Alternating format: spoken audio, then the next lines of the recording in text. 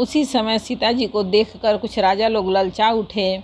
वे दुष्ट कपूत और मूढ़ राजा मन में बहुत तमतमाए। वे अभागे उठ कर कवच पहनकर जहाँ तहाँ गाल बजाने लगे। कोई कहते हैं सीता को छीन लो और दोनों राजकुमारों को पकड़कर बांध लो, धनुष तोड़ने से ही चाह नहीं सरेगी पूरी होगी। हमारे जीते जी राजकुमारी को कौन ब्याह सकता है। यदि जनक कुछ सहायता करें तो युद्ध में दोनों भाइयों सहित उसे भी जीत लो। ये वचन सुनकर साधु राजा बोले, इस निर्लज्ज राज समाज को देखकर तो लाज भी लजा गई। अरे तुम्हारा बल प्रताप वीरता बड़ाई और नाग प्रतिष्ठा तो धनुष के साथ ही चली गई रही। वही वीरता थी कि अब कहीं से मिली है। वही वीरता थी कि अब कहीं से मिली है। ऐसी दुष्ट बुद्धि है तभी तो विधाता ने तुम्हारे मुखों पर कालिख लगा दी। ईर्ष्या घमंड और क्रोध छोड़कर नेत्र भरकर श्री राम जी की छवि को देख लो। लक्ष्मण के क्रोध को प्रबल अग्नि जानकर उसमें पतंगे मत बनो। जैसे गरुड़ का भाग कौवा चाहे, सिंह का भाग खरगोश चाहे, बिना कारण ही क्रोध करने वाला अपनी कुशल चाहे, शिव जी से विरोध करने वाला सब प्रकार की संपत्ति चाहिए। लोभी लालची सुंदर कीर्ति चाहे, कामी मनुष्य निष्कलंकता चाहे तो क्या पा सकता है। और जैसे श्री हरि के चरणों से विमुख मनुष्य परम गति मोक्ष चाहे तो हे राजाओं, सीता के लिए तुम्हारा लालच भी वैसा ही व्यर्थ है। कोलाहल सुनकर सीता जी शंकित हो गए। तब सखियाँ उन्हें वहाँ ले गई जहाँ रानी सीता जी की माता थीं। श्री रामचंद्र जी मन में सीता जी के प्रेम का बखान करते हुए स्वाभाविक चाल से गुरु जी के पास चले। रानियों सहित सीता जी दुष्ट राजाओं के दुर्वचन सुनकर सोच के वश हैं कि न जाने विधाता कि अब क्या करने वाले हैं। राजाओं का वचन सुनकर लक्ष्मण जी इधर उधर ताकते हैं किंतु श्री रामचंद्र जी के डर से कुछ बोल नहीं सकते। उनके नेत्र लाल और भौहें टेढ़ी हो रही हैं और वे क्रोध से राजाओं की ओर देखने लगे, मानो मत वाले हाथियों का झुंड देखकर सिंह के बच्चे को जोश आ गया हो। खलबली देखकर जनकपुर की स्त्रियां व्याकुल हो गईं और सब मिलकर राजाओं को गालियां देने लगी। उसी मौके पर शिव जी के धनुष का टूटना सुनकर भृगुकुल रूपी कमल के सूर्य परशुराम जी आए।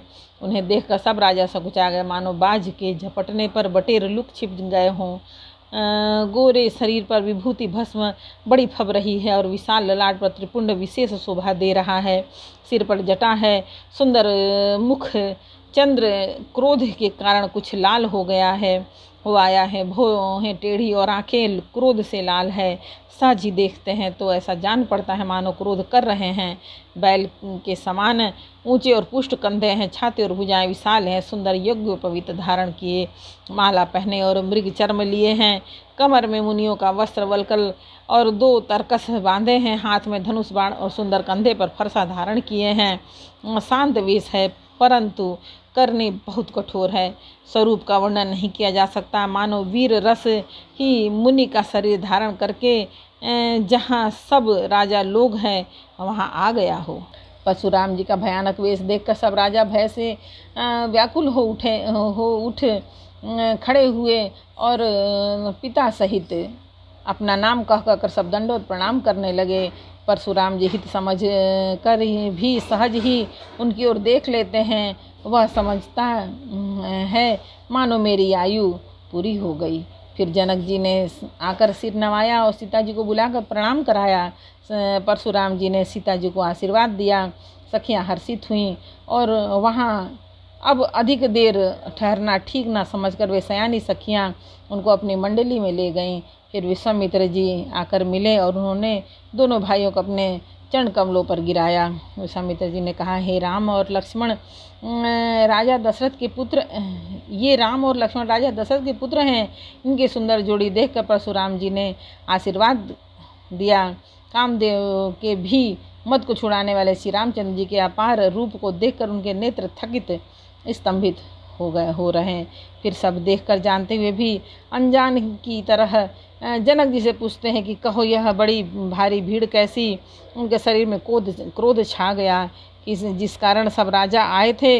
राजा जनक ने सब समाचार कहा सुनाए। जनक के वचन सुनकर परशुराम जी ने फिर दूसरी ओर देखा।